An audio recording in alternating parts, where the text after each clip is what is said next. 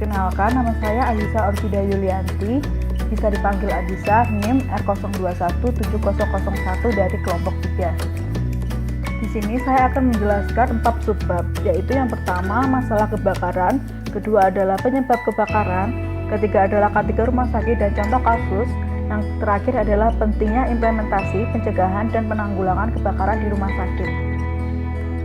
Yang pertama adalah masalah kebakaran. Masalah kebakaran menjadi persoalan besar. Bisa dikatakan telah menjadi salah satu ancaman yang menakutkan bagi manusia. Kebakaran merupakan terjadinya api yang tidak dikehendaki. Kebakaran merupakan salah satu kecelakaan yang paling sering terjadi. Selain menimbulkan korban jiwa dan kerugian material, kebakaran juga dapat merusak lingkungan serta gangguan kesehatan yang diakibatkan dari asap kebakaran tersebut.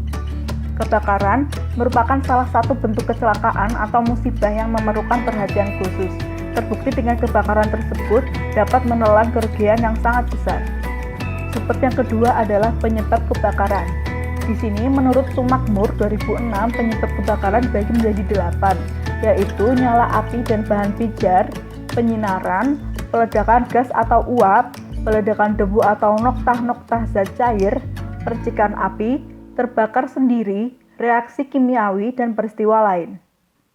K3 di rumah sakit perlu mendapatkan perhatian serius dalam upaya melindungi kemungkinan dampak negatif yang ditimbulkan oleh proses pelayanan kesehatan maupun keberadaan sarana, prasarana, obat-obatan, dan logistik lainnya yang ada di lingkungan rumah sakit, sehingga tidak menimbulkan kecelakaan kerja, penyakit akibat kerja, dan kedaruratan termasuk kebakaran dan bencana yang berdampak pada pekerja rumah sakit, pasien, pengunjung, dan masyarakat di sekitarnya. Penerapan K3 sangat diperlukan sebagai kontrol dari bahaya dan faktor bahaya di tempat kerja seperti kebakaran yang dapat mengganggu berjalannya proses produksi. Dalam hal ini adalah pelayanan kepada pasien di rumah sakit. Maka dari itu, divisi K3 rumah sakit disarankan membentuk organisasi panitia pembina keselamatan kerja dan kewaspadaan bencana atau P2K3RS. Nah, di sini akan saya tampilkan beberapa kasus kebakaran di rumah sakit. Yang pertama adalah ruang operasi di RSUD Natuna terbakar dan pasien dievakuasi. Kasus yang kedua adalah laboratorium RSUD Gambiran 2 Kediri terbakar dan 10 pasien harus dievakuasi. Yang ketiga adalah Rumah Sakit Korea Selatan kebakaran, 33 orang tewas dan 50 lainnya luka-luka. Maka dari itu diperlukan tindakan pengendalian dan pencegahan kebakaran di rumah sakit. Alasannya adalah yang pertama, rumah sakit sebagai fasilitas pelayanan kesehatan rujukan di Indonesia. Rumah sakit di sini harus mengedepankan peningkatan mutu pelayanan kepada masyarakat dengan tanpa mengabaikan upaya kesehatan dan keselamatan bagi seluruh pekerja rumah sakit. Yang kedua adalah dampak kebakaran di rumah sakit. Bagi tenaga kerja, kebakaran perusahaan dapat merupakan penderitaan dan malapetaka, khususnya terhadap mereka yang tertimpa kecelakaan dan dapat berakibat cacat fisik, trauma, bahkan kehilangan pekerjaan. Sedangkan bagi perusahaan sendiri, dampak kebakaran akan menimbulkan banyak kerugian seperti rusaknya dokumen, musnahnya properti, serta terhentinya proses produksi. Nah, pentingnya implementasi yang ketiga adalah adanya potensi bahaya yang akan menimbulkan kebakaran di Rumah Sakit Muwardi. Nah, di Rumah Sakit Dr. Muwardi Surakarta ini merupakan rumah sakit milik pemerintah daerah tingkat 1 Jawa Tengah yang terletak di daerah tingkat 2 Kota Madya, Surakarta, dan merupakan rumah sakit kelas A. Selain itu juga sebagai rumah sakit rujukan wilayah-wilayah eks-Karesidenan Surakarta dan sekitarnya.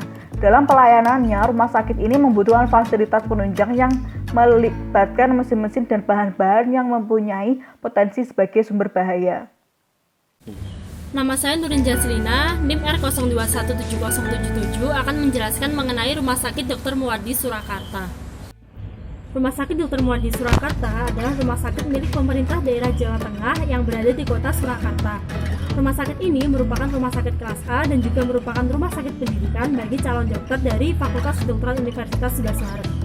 Rumah sakit ini juga merupakan rumah sakit rujukan bagi wilayah eks-Karesidenan Surakarta dan sekitarnya.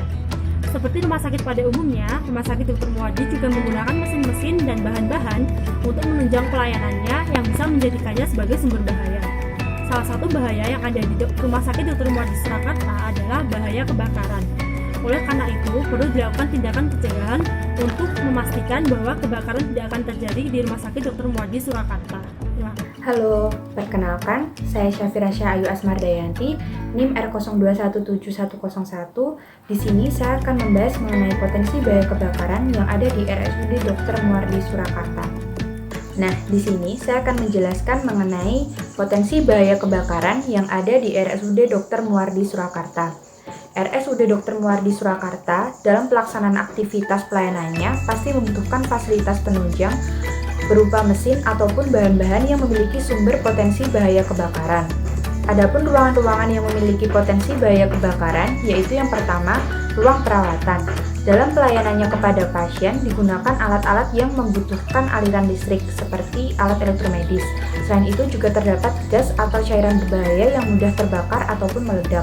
Yang kedua, ruangan laboratorium. Di dalam ruangan laboratorium terdapat bahan-bahan kimia yang dapat menimbulkan kebakaran. Yang ketiga, bagian dapur. Di dalam bagian dapur pastinya menggunakan listrik ataupun gas sebagai sumber energi utama untuk keperluan memasak.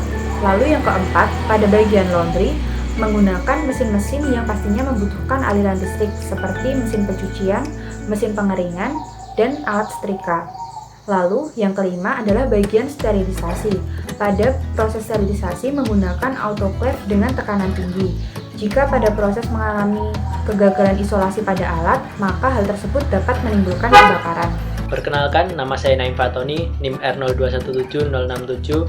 Di sini saya akan menjelaskan tentang potensi bahaya kebakaran yang ada di RSUD Muwardi Surakarta.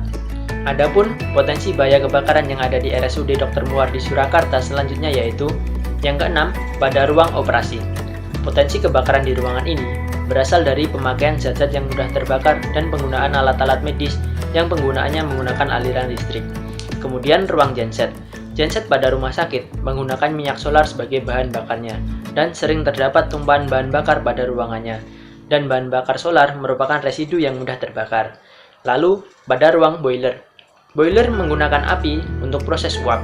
Dalam prosesnya, boiler menggunakan bahan bakar solar yang merupakan residu mudah terbakar juga. Selanjutnya, ruang radiologi.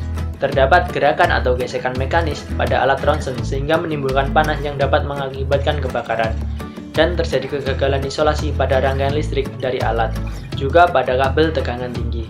Yang terakhir, yaitu ruang farmasi dan apotik. Dalam ruangan ini, selain menyimpan obat-obatan, terdapat juga bahan-bahan kimia yang mudah terbakar. Halo teman-teman semuanya, perkenalkan nama saya Farin Priti Mandasari, NIM R02171043 dari kelompok 3 kelas A. Di sini akan mempresentasikan tentang pencegahan kebakaran di Rumah Sakit Muwardi Surakarta. Cara-cara pencegahan kebakaran di Rumah Sakit Muwardi diantaranya adalah pemasangan poster-poster peringatan atau rambu-rambu K3. Terdapat rambu larangan rokok di area rumah sakit, larangan di tempat berbahaya lain, seperti di gas LPG, instalasi farmasi, dan lain-lain. Selanjutnya ada sarana komunikasi, terdapat nomor-nomor seperti tim SAR, pemadam kebakaran, Polsek Gebres, PMI Surakarta, dan ambulans PMI yang dapat dihubungi jika terjadi kebakaran atau terjadi kejadian darurat lainnya di rumah sakit. Selanjutnya terdapat sarana evakuasi seperti jalur evakuasi, penunjuk arah keluar, peta evakuasi, pintu dan tangga darurat, serta titik kumpul keadaan darurat. Namun, peta evakuasi tidak terpasang di area Rumah Sakit Muwardi. Di Rumah Sakit Muwardi terdapat alat pelindung diri atau APD seperti safety helmet, fire escape hood atau masker, baju tahan api, dan lain-lain yang terdapat di PPT. Namun, belum melakukan sosialisasi terhadap semua karyawan. Selanjutnya ada pembinaan dan pelatihan pemadam kebakaran yang dilakukan secara berkala setiap 1 tahun sekali. Selanjutnya ada pemeriksaan dan pengawasan yang di sini membentuk tim bertugas untuk mengawasi dan mencatat setiap tempat kerja berpotensi terjadinya kebakaran. Salah satu hal yang penting perlu diperhatikan dalam mendesain keamanan pada sebuah rumah sakit adalah pencegahan terhadap api ataupun kebakaran. Pedoman ini dibuat untuk mengetahui kerentanan sebuah rumah sakit terhadap kebakaran itu sendiri. Maka dari itu, perlu adanya langkah-langkah untuk meminimalisir hazard dari api ataupun kebakaran di rumah sakit dan kebutuhan terkait dengan evakuasi. Nah, berikut adalah beberapa pencegahan-pencegahan dan juga fasilitas sebagai penunjang preventif kebakaran ataupun pencegahan kebakaran di Rumah Sakit Muwardi. Nah, yang pertama adalah sistem deteksi alarm dan kebakaran. Sistem alarm yang digunakan masih menggunakan sistem alarm kebakaran manual, yang mana pengoperasiannya masih dilakukan oleh seorang petugas di tempat kejadian tersebut.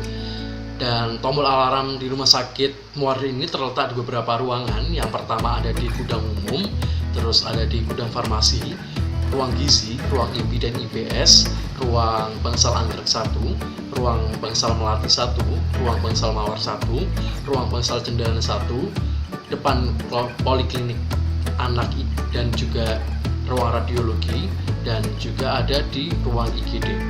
Nah, selanjutnya ada juga detektor alarm.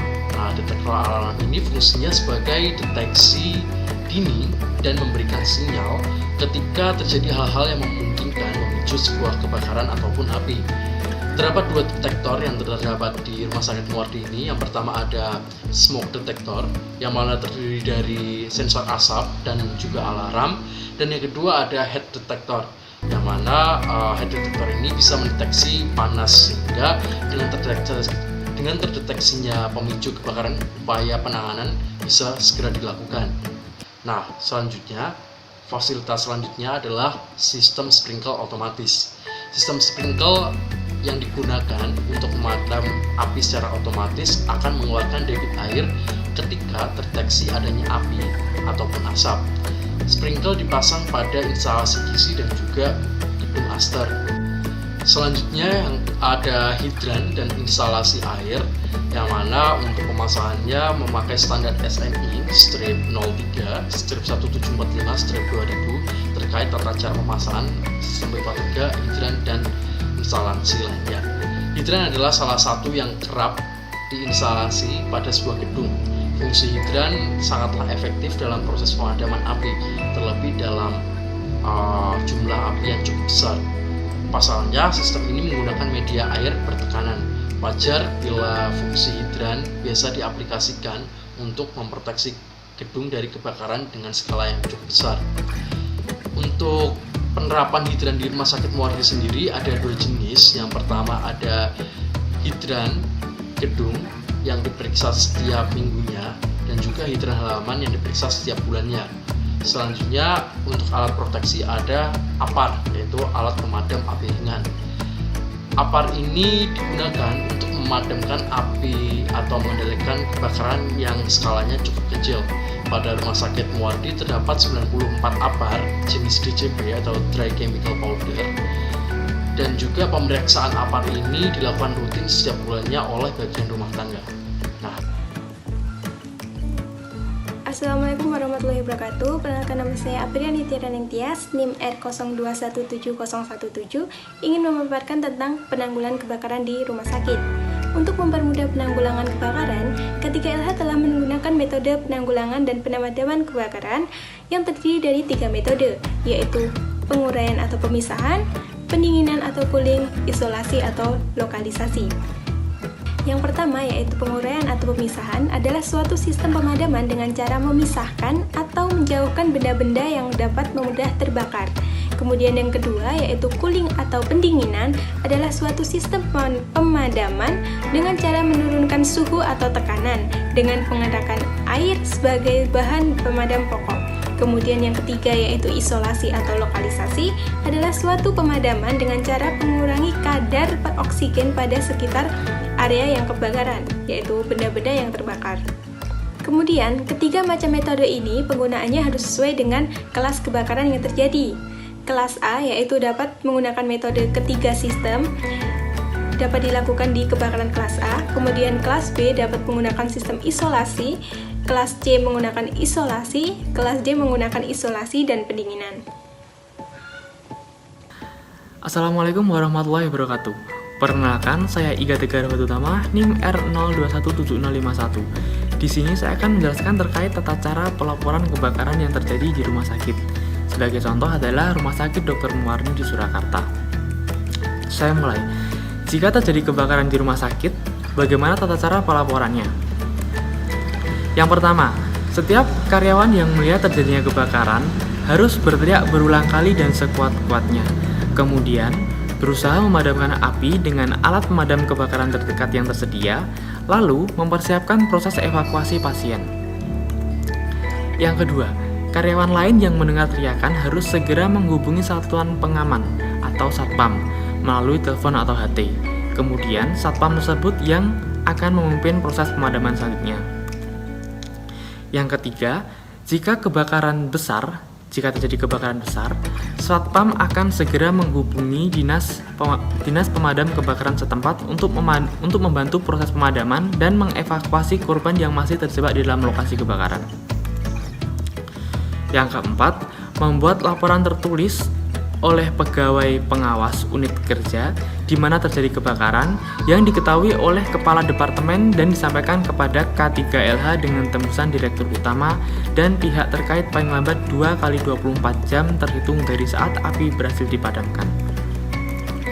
Yang kelima, bagi K3 segera melakukan investigasi untuk mengetahui penyebab terjadinya kebakaran paling lambat 2x24 jam setelah laporan tertulis disampaikan. Yang keenam adalah dilakukan pembahasan antara K3LH atau tim terpadu untuk kebakaran besar dengan pihak terkait untuk menentukan pencegahan masalah dan pencegahan kebakaran selanjutnya. Dan yang ketujuh adalah pelaporan kepada Depnaker bila ada karyawan yang mengalami cedera akibat kebakaran dan dilakukan oleh bagian K3LH tidak lebih dari 2x24 jam setelah terjadinya kebakaran. Sekian presentasi dari saya. Ada kurang lebihnya, mohon maaf. Wassalamualaikum warahmatullahi wabarakatuh.